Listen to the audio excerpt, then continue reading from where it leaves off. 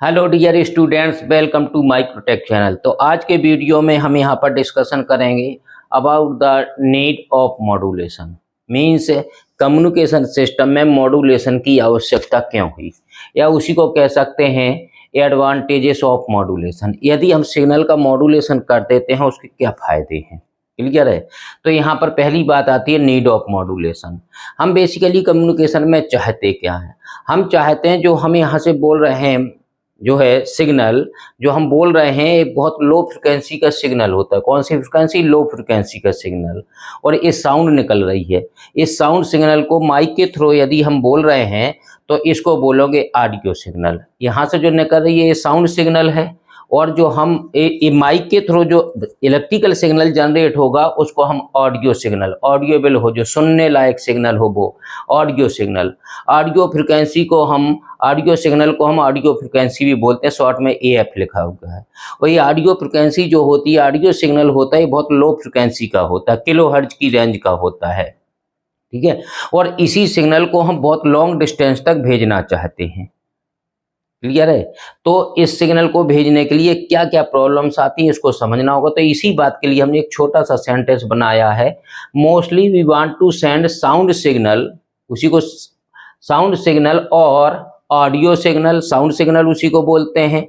यदि माइक के थ्रू आया है सिग्नल तो ऑडियो सिग्नल। ये ऑडियो फ्रिक्वेंसी सिग्नल की फ्रिक्वेंसी होती है, ऑडियो फ्रिक्वेंसी बोल सकते हैं। ये लो फ्रिक्वेंसी का सिग्नल होता है, इसलिए एलएफ, लो फ्रिक्वेंसी सिग्नल। तो यहाँ लिखा है mostly we want to send sound signal, audio signal, audio frequency और low frequency to long distance. हम लॉन्ग डिस्टेंस तक भेजना चाहते हैं इस सिग्नल को, क्लियर है। कौन सा सिग्नल? ऑडियो फ्रिक्वेंसी या low frequency signal. But due to low frequency it can not send to long distance. लेकिन इसकी फ्रिक्वेंसी लो होती है, इसलिए इसको बहुत लॉन्ग डिस्टेंस तक नहीं भेजा जा सकता है, क्लियर है। अब क्यों नहीं भेजा जा सकता ये आपको समझना होगा, क्योंकि फ्रिक्वेंसी जो लैम्डा होता है, वेवलेंथ लैम्डा होता है, लैम्डा इक्वल टू होता है C/F। मतलब लैम्डा जो होता है, लैम्डा को यदि मैं कहूँ lambda is proportional to 1/f, यदि लैम्डा इक्वल टू निकालूंगा मैं तो प्रोपोर्शनलिटी कांस्टेंट हटाएंगे तो C/F बन जाता है। C क्या होता है? C या B कह सकते हैं उसको, वेलोसिटी ऑफ लाइट। जो हम बोल रहे हैं सिग्नल को यदि जो है स्पेस में प्रोपेगेशन करेगा ये सिग्नल, तो ये लाइट की स्पीड से चलता है। और लाइट की स्पीड कितनी होती है? लाइट की स्पीड कितनी होती है? 3 × 10⁸ मीटर पर सेकेंड होती है, इसकी स्पीड होती है इतनी। किसकी लाइट की स्पीड जो स्पेस में चलती है, लाइट। या जो है आपका जो ऑडियो सिग्नल जो स्पेस में चलता है, प्रोपेगेशन करता है सिग्नल, वो भी लाइट की स्पीड के ही बराबर से चलता है। इसलिए वेवलेंथ बोलते हैं लैम्डा, लैम्डा C/F होता है। और यदि जो है लैम्डा किसे बोलते हैं आपको समझना होगा। यदि फ्रिक्वेंसी लो फ्रिक्वेंसी होगी तो आपका क्या आएगा? लैम्डा की वैल्यू बहुत ज़्यादा आएगी, और हाई फ्रिक्वेंसी होगी तो लैम्डा की वैल्यू कम होगी, इन्वर्सली प्रोपोर्शनल है।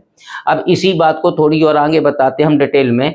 यदि हम मॉड्यूलेशन कर देते हैं सिग्नल का, if so we need modulation. यदि आप लो फ्रिक्वेंसी के सिग्नल को बहुत दूरी तक नहीं भेज सकते हैं तो हमें यहाँ पर मॉड्यूलेशन की आवश्यकता पड़ती है, क्लियर है। जब मॉड्यूलेशन करते हैं तो उससे क्या एडवांटेज मिलते हैं? एडवांटेजेस ऑफ मॉड्यूलेशन हमने यहाँ पर डाला हुआ है कि मॉड्यूलेशन कर दिया तो उसके एडवांटेजेस क्या है। यहाँ पर 5 रीजन्स बताए हैं हमने जो वेरी वेरी इंपॉर्टेंट है। Increase the range of communication. यदि हम जो बोल रहे हैं सिग्नल बहुत दूरी तक नहीं जा सकता है, हम 10-20 मीटर की दूरी तक हमारे पढ़ाया हुआ कोई सुन सकता है। यदि इसको लॉन्ग डिस्टेंस तक रेंज ज़्यादा बढ़ानी है, बहुत दूर किलोमीटर 1000 यदि जो है 10,000 किलोमीटर की दूरी पर भी भेजना है तो हमारा ये सिग्नल भेजा जा सकता है। Increase the range of communication. यदि मॉड्यूलेशन कर देंगे तो कम्युनिकेशन की रेंज बढ़ जाएगी, हम बहुत दूरी तक सिग्नल को भेज सकते हैं। दूसरा है reduce the height of antenna. Antenna की जो हाइट होती है बहुत ऊंचे लगाने पड़ेंगे एंटीना, यदि लो फ्रिक्वेंसी का सिग्नल हो तो यदि एंटीना की हाइट जो है रिड्यूस हो जाती है। इन्हीं को समझना है क्या होता है। तीसरा है रिड्यूस द नॉइज। सिग्नल में अनवांटेड सिग्नल जो इंट्रोड्यूस कर जाते हैं उसको बोलते हैं नॉइस। नॉइस क्या होता है, जो मेन सिग्नल होता है, जो मैसेज सिग्नल होता है, उसमें यदि फैन चल रहा है तो फैन की आवाज़ भी मिक्सअप हो जाती है, तो उसमें जो मेन साउंड सिग्नल है उसके साथ फैन की आवाज़ मिक्स हो गई, तो जो फैन की आवाज़ मिक्स हुई है उसी को बोलते हैं नॉइस। तो नॉइस को भी रिड्यूस किया जा सकता है कम्युनिकेशन में यदि मॉड्यूलेशन करेंगे। ये सब चीज़ें समझनी है कैसे होती हैं। फोर्थ पॉइंट है यहाँ पर, avoid the mixing of signal. दो सिग्नल हैं यदि, तो दो सिग्नल हैं उनको मिक्सअप नहीं हो सकते यदि मॉड्यूलेशन कर देंगे। क्यों नहीं मिक्सअप होंगे ये समझना होगा आपको। लास्ट पॉइंट है, allow the multiplexing of signals. Multiplexing भी इससे पॉसिबल है। मल्टीप्लेक्सिंग यहाँ पर एफडीएम लिखा है, एफडीएम का मतलब होता है जो है, ये फर्स्ट ईयर के रिस्पेक्ट में सही नहीं है, लेकिन सेकंड ईयर का यदि कम्युनिकेशन पढ़ रहे हैं, analog communication, digital communication syllabus में, तो ये एफडीएम आता है, फ्रीक्वेंसी डिवीजन मल्टीप्लेक्स है। इसको हम थोड़ी देर में डिटेल में बताएंगे। तो पांचों पॉइंटों को हमने यहाँ पर डिटेल में डिस्कशन किया हुआ है, यहाँ पर लिखा हुआ है, नोट्स भी आपका कंप्लीट होगा यहाँ पर जो एग्जाम में लिखना है। फर्स्ट पॉइंट यहाँ से होता है, increase the range of communication. Communication की रेंज कैसे बढ़ती, ध्यान से समझिएगा। wavelength is inversely proportional to frequency। Wavelength जो होता है इनवर्सली प्रोपोर्शनल होता है टू फ्रीक्वेंसी। जो ये बात लिखी है, इतनी बात लिखी है यहाँ पर कि वेवलेंथ जो होता है इनवर्सली प्रोपोर्शनल होता है। तो यहाँ पर हमने लिखा होगा lambda equal to C upon F. यदि ये करेंगे तो lambda equal to C upon F. C क्या है, वेलोसिटी ऑफ लाइट है, 3 × 10⁸ मीटर पर सेकेंड होता है। तो हमने ये वाला सिग्नल हमने वहाँ पर प्रोपोर्शनलिटी ना लिख के, क्योंकि सेकेंड ईयर का कम्युनिकेशन का टॉपिक कवर करे, इसलिए lambda equal to C upon F हमने डायरेक्ट लिखा है ताकि नोट्स बहुत बड़ा ना हो। ठीक है, अब यहाँ पर लिखा है इफ बी सेंड्स 10 किलोहर्ट्ज। यदि 10 किलोहर्ट्ज का सिग्नल आप भेजना चाहते हैं, जो हम बोल रहे हैं इस टाइम, इसकी फ्रिक्वेंसी जो है 10 किलोहर्ट्ज के आसपास ही होती है, किलोहर्ट्ज में होती है, मेगाहर्ट्ज में नहीं होती है। यदि इस सिग्नल को हम डायरेक्ट भेजना चाहते हैं तो लैम्डा की वैल्यू कितनी आएगी, lambda equal to C upon F हमने लिखा। अब सी क्या है, सी क्या है, वेलोसिटी ऑफ लाइट है। वेलोसिटी ऑफ लाइट अभी बताई थी, ये आपको पहले से पता होगा। C equal to velocity of light 3 × 10⁸ metre per second होती है। और फ्रिक्वेंसी कितनी आई, हम कितना भेज रहे हैं, 10 किलोहर्ट्ज। तो यहाँ पर 10 लिखेंगे और किलो का मतलब 10⁻3। अगर इसको काटते हैं आप, इसको काटते हैं तो आपका आएगा कितने, 30 किलोमीटर आएगा। 30 किलोमीटर मतलब वेवलेंथ जो है आपका 30 किलोमीटर आया, 30 किलोमीटर। ये वेवलेंथ का मतलब आपको समझना है क्या होता है वेवलेंथ का मतलब। वेवलेंथ का मतलब यदि सिग्नल यहाँ से उछलेगा और यहाँ से एक बार जाएगा वेव बनाते हुए, कहीं पर 30 किलोमीटर दूरी तक पहुँचना चाहिए। मीन्स हमने यदि यहाँ से सिग्नल को भेजा तो सिग्नल ऐसे जाना चाहिए, यहाँ से कहाँ तक पहुँचना चाहिए, यहाँ से ऐसे जाना चाहिए सिग्नल, और ये कहाँ पहुँचना चाहिए, यहाँ तक पहुँचना चाहिए। और यहाँ से लेके यहाँ तक की डिस्टेंस कितनी है, ये 30 किलोमीटर है। जो यहाँ पर जो है 10 किलोहर्ट्ज के सिग्नल को रिक्वायरमेंट आई है, यहाँ से यहाँ तक 30 किलोमीटर आया है। तो इतना हाई पावर का सिग्नल हम जो है इलेक्ट्रॉनिक सिस्टम से जनरेट होते हैं, सब इलेक्ट्रॉनिक सिस्टम से इतनी हाई पावर का सिग्नल जनरेट करना इम्पॉसिबल है, पॉसिबल नहीं है। 30 किलोमीटर तक की रेंज का एक सिग्नल कौन सा है, ये सिग्नल ये जो जा रहा है ये ऑडियो फ्रिक्वेंसी है। ऑडियो फ्रिक्वेंसी का मतलब वही वाली लो फ्रिक्वेंसी जो हम बोल रहे हैं, इसकी फ्रिक्वेंसी बहुत लो होती है, 10 किलोहर्ट्ज के अप्रॉक्स हमने, ठीक है ना, होती है। और इसके 30 किलोमीटर दूर तक ये सिग्नल भेज पाना संभव नहीं, क्योंकि इतनी पावर का सिग्नल हम नहीं जनरेट कर सकते हैं इलेक्ट्रॉनिक सिस्टम के through. That's why it required high power. High power, ये हाई पावर की रिक्वायरमेंट है जो ये पॉसिबल नहीं है। तो हमने ऐसा वेवलेंथ आपको ये ऐसे बना देना है, ये वेवलेंथ है लैम्डा, 30 किलोमीटर यहाँ पर आया तो 30 किलोमीटर लिख दिया। अब आती है बात, that's why AF signal, audio frequency signal या low frequency, that's why low frequency signal can not send to long distance. इसी वजह से लो फ्रिक्वेंसी का सिग्नल लॉन्ग डिस्टेंस तक नहीं भेजा जा सकता है। अब क्या करते हैं हम, लो फ्रिक्वेंसी का सिग्नल जा ही नहीं सकता, जो हम बोल रहे हैं बहुत दूरी तक जा ही नहीं सकता है। अब यहाँ पर काम फंस गया, क्या फंसा, now B sends 10 megahertz signal. इसको ध्यान से समझिएगा, ये 10 मेगाहर्ट्ज है, 10 मेगाहर्ट्ज। और ये कितना था 10 किलो हर्ट्ज। मेगा हर्ट्ज का सिग्नल होता हाई फ्रिक्वेंसी का सिग्नल। हाई फ्रिक्वेंसी का सिग्नल क्या होता है? कैरियर सिग्नल होता है। कैरियर सिग्नल का मतलब जो लो फ्रिक्वेंसी के सिग्नल को लेके जाता है उसको कैरियर सिग्नल बोलते हैं, हाई फ्रिक्वेंसी सिग्नल बोलते हैं। क्लियर है? यदि हम इतने हाई फ्रिक्वेंसी का सिग्नल भेजते हैं तो क्या होता है? तो लैम्डा की वैल्यू जो यहाँ निकाली थी हमने, lambda equal to C upon f, यहाँ पर भी रखते हैं वैल्यू। सी कितना है? 3 × 10⁸ upon 10 mega hertz means 10 into mega का मतलब होता है 10⁶। तो यहाँ पर यदि इसका कैलकुलेशन करते हैं तो कितना आएगा?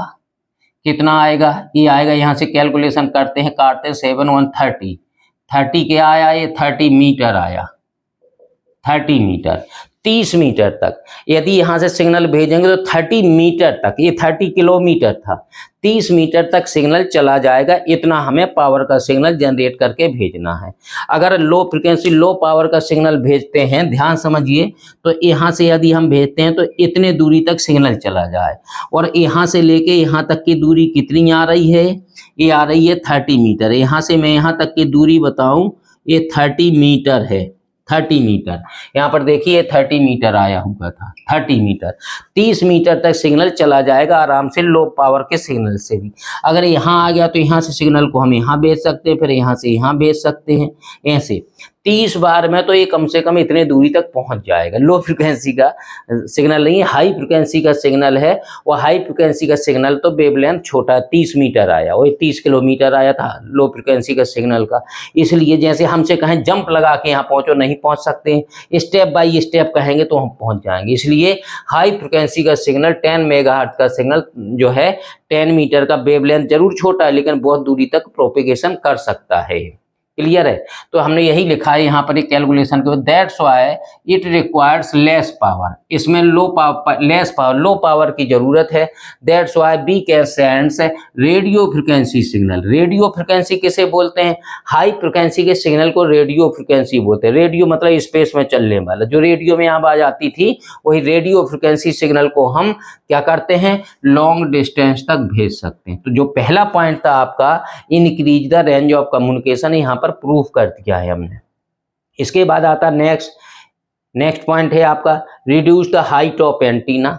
जो एंटीना लगे होते हैं यदि मॉड्यूलेशन आप कर देते हैं, अभी यहाँ पर ये आया था बात के 10 मेगाहर्ट्ज आया कहाँ से? लो फ्रिक्वेंसी के सिग्नल को, मैसेज सिग्नल को हाई फ्रिक्वेंसी के सिग्नल पर सुपर इम्पोज कर देते हैं। जब सुपर इम्पोज कर देते हो तो मॉड्यूलेशन हो जाता है। लो फ्रिक्वेंसी के सिग्नल को हाई फ्रिक्वेंसी के सिग्नल के ऊपर सुपर इम्पोज करने का मतलब किसी भी तरह से चढ़ा देते हैं। लो फ्रिक्वेंसी के सिग्नल को हाई फ्रिक्वेंसी के और फिर भेज देते हैं। तो हाई फ्रिक्वेंसी के सिग्नल तो दूर तक जा सकता है, उसी के साथ लैपटॉप का हमारा सिग्नल, ऑडियो सिग्नल चला जाता है। जब रिसीव करते हैं वहां पर तो जो हाई फ्रिक्वेंसी का सिग्नल है, रेडियो फ्रिक्वेंसी सिग्नल, जो कैरियर सिग्नल था जो लेके गया था उसको हटा देते हैं, और जो मैसेज सिग्नल था जो बोला था हमने, ठीक है ना, ऑडियो सिग्नल, उसको बचा लेते हैं, उसकी प्रोसेसिंग कर लेते हैं, तो हमारा सिग्नल वहां तक पहुंच जाता है। मतलब हाई फ्रिक्वेंसी का सिग्नल 10 मेगाहर्ट्ज का सिग्नल क्या काम कर रहा है? कैरियर का काम कर रहा है। कैरियर का मतलब ले जाने का काम कर रहा है सिग्नल को, और वहां पर उसको हटा देते हैं। क्लियर है? तो ये अब reduce the height of antenna, second point है reduce the height of antenna. मतलब एंटीना की हाइट मॉड्यूलेशन करने से कैसे कम हो जाती है, समझना है। क्लियर है? हाइट, एंटीना की हाइट क्या करते हैं? एंटीना का हाइट क्या होता है? इफ बी सेंस 10 किलोहर्ट्ज, यदि 10 किलोहर्ट्ज का सिग्नल भेजना चाहते then height of antenna lambda h equal to lambda by 4 होता है। ये फॉर्मूला होता है, height of antenna h equal to lambda by 4। Lambda क्या होता है? वेवलेंथ, जो अभी निकाली थी यहाँ पर। यदि 10 किलोहर्ट्ज का सिग्नल बोलते हैं, 10 किलोहर्ट्ज का सिग्नल, तो लैम्डा आया था 30 किलोमीटर। तो यहाँ पर कितना हो जाएगा भाई? यहाँ पर 30 आया था किलोमीटर, 30 किलोमीटर आया था, अपॉन 4 कर दीजिए, तो कितना हो गया यहाँ पर? इक्वल टू कितना आया? 7.5 किलोमीटर आया, 7.5 किलोमीटर। तब 7.5 किलोमीटर ऊंचा एंटीना लगाना पड़ेगा, जो प्रैक्टिकली पॉसिबल नहीं है। Practically is not possible, this size of antenna practically is not possible. तो यदि हम 10 किलोहर्ट्ज का सिग्नल भेजते हैं तो बहुत हाइट का एंटीना चाहिए, 7.5 किलोमीटर ऊंचा हम नहीं लगा सकते, इतना पॉसिबल नहीं है प्रैक्टिकली।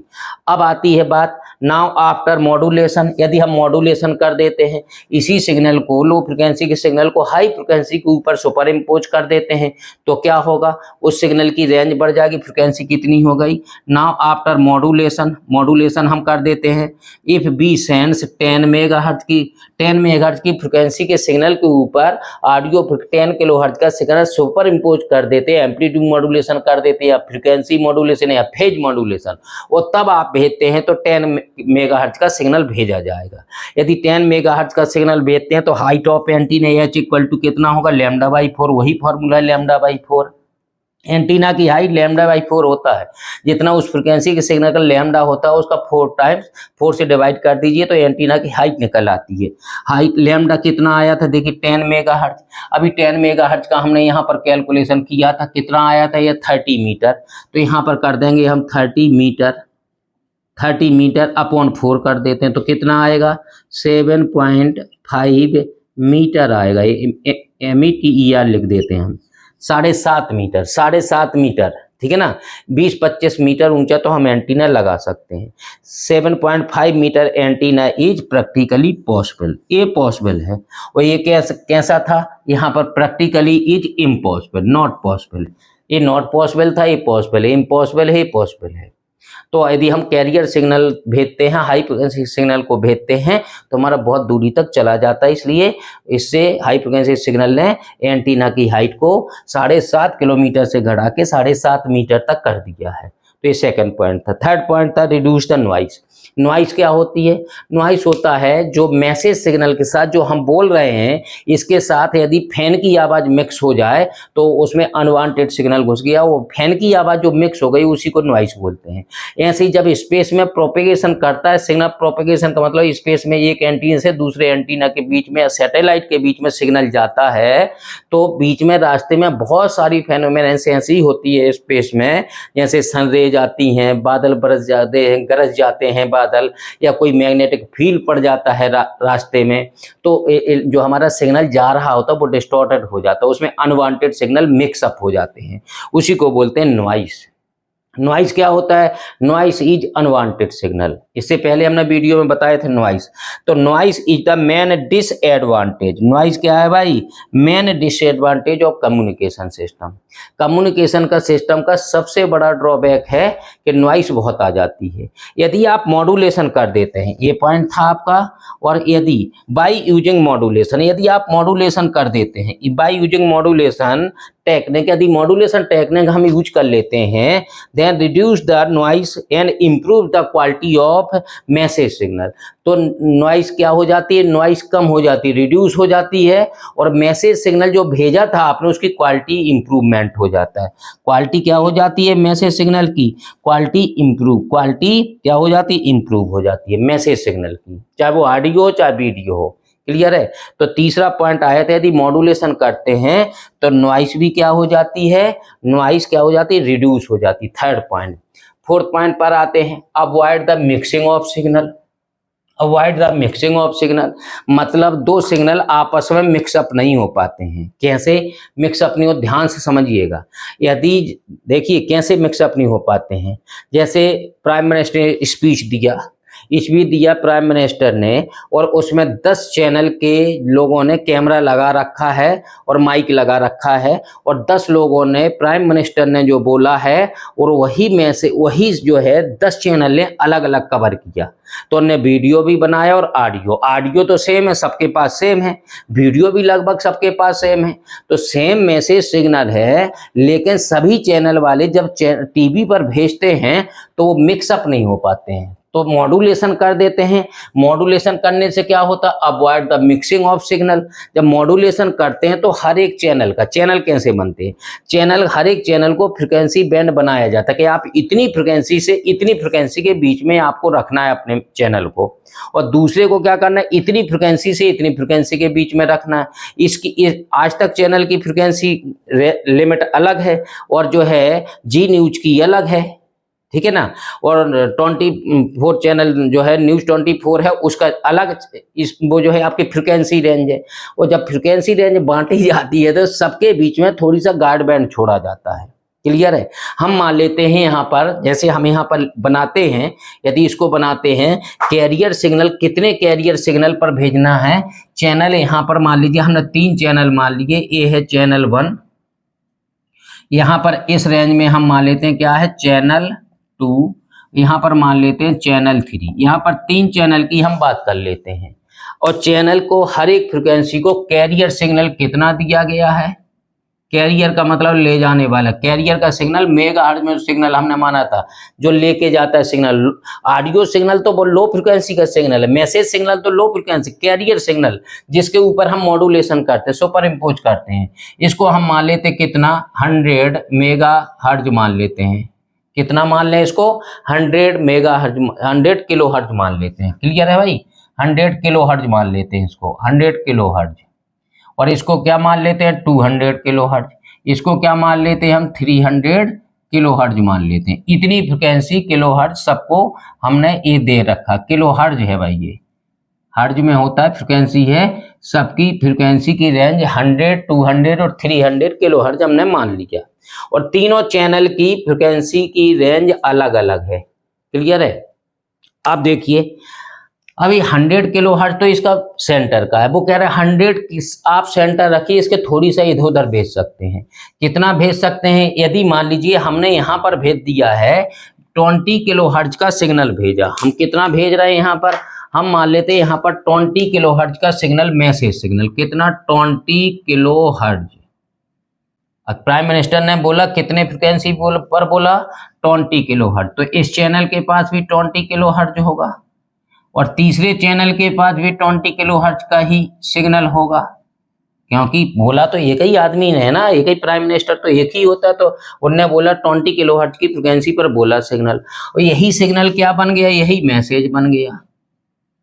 यही क्या बन गया, मैसेज बन गया, यही मैसेज बन गया, यही मैसेज बन गया। तीनों सिग्नल के, तीनों चैनल के पास मैसेज सेम है 20 किलोहर्ट्ज का, लेकिन उसकी जो ब्रॉडकास्टिंग का चैनल को 100 किलोहर्ट्ज, 200 किलोहर्ट्ज और 300 किलोहर्ट्ज दिया गया है इनको।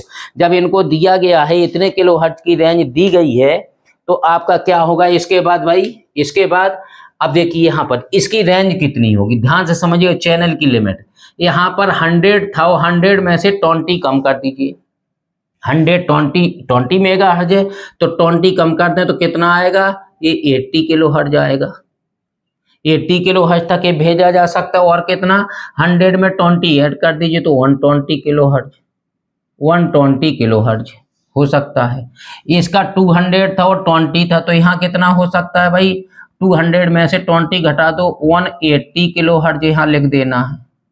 और इस पॉइंट पर कितना लिख लें, इधर 200 था और 20 जो तो 220 किलोहर्ट्ज आ जाएगा। यहाँ 300 था, 20 कम कर दीजिए 280 किलोहर्ट्ज, 280 किलोहर्ट्ज आ जाएगी इसकी रेंज। 280 किलोहर्ट्ज से कितना 300 और 20 जोड़ दीजिए, 320 किलोहर्ट्ज इसकी, किलोहर्ट्ज इसकी रेंज आ जाएगी। क्लियर है, ये आ जाएगी 320 किलोहर्ट्ज इसकी रेंज आ जाएगी। तो ये देखिए, अब ध्यान रखिएगा यहाँ पर क्या चीज का ध्यान रखना है कि चैनल अलग अलग है। आज तक चैनल जी न्यूज है, न्यूज 24 है मान लीजिए, और ये मैसेज सिग्नल 20 किलोहर्ट्ज सबका है, लेकिन ब्रॉडकास्टिंग का बैंड अलग अलग है। इसका बैंड है 100, इसका है 200, इसका 300। तो इसकी फ्रिक्वेंसी रेंज जो मार्केट में घूमे, जो स्पेस में प्रोपेगेशन करेगी, इसकी फ्रिक्वेंसी रेंज अलग होगी, इसकी अलग होगी, इसकी अलग होगी। तो ये सिग्नल अलग अलग, और जब हम टीवी में रिसीव करेंगे तो एंटीना हमारे सब चैनल को रिसीव कर रहा है, लेकिन हम जो चैनल में टीवी में एक चैनल सेलेक्ट कर रहे हैं, उसमें से किसी एक चैनल को ही हम रिसीव कर रहे हैं, क्योंकि अलग अलग फ्रिक्वेंसी का वो मिक्सअप नहीं हो सकते। यही हेडिंग है, avoid the mixing of signals. यही हमने लिखा है, different audio frequency signal modulates at different ठीक है ना, कैरियर सिग्नल्स। तो which avoid the mixing of signals, वो क्या कर देते हैं, मिक्सिंग ऑफ सिग्नल्स को क्या कर देते हैं, अवॉइड कर देते हैं। क्लियर है, तो इससे क्या होता है, मैसेज सिग्नल जो है आपका मिक्सअप नहीं होता है। क्लियर है, ऑडियो फ्रिक्वेंसी का सिग्नल मिक्सअप नहीं हो पाता है। किसकी वजह से, हम मॉड्यूलेशन जब करते हैं, मॉड्यूलेशन करते हैं तो अलग अलग फ्रिक्वेंसी रेंज में चला जाता है। ये अलग फ्रिक्वेंसी रेंज में मॉड्यूलेशन होगा, अलग फ्रिक्वेंसी रेंज में मॉड्यूलेशन होगा, ये अलग फ्रिक्वेंसी रेंज में मॉड्यूलेशन होगा।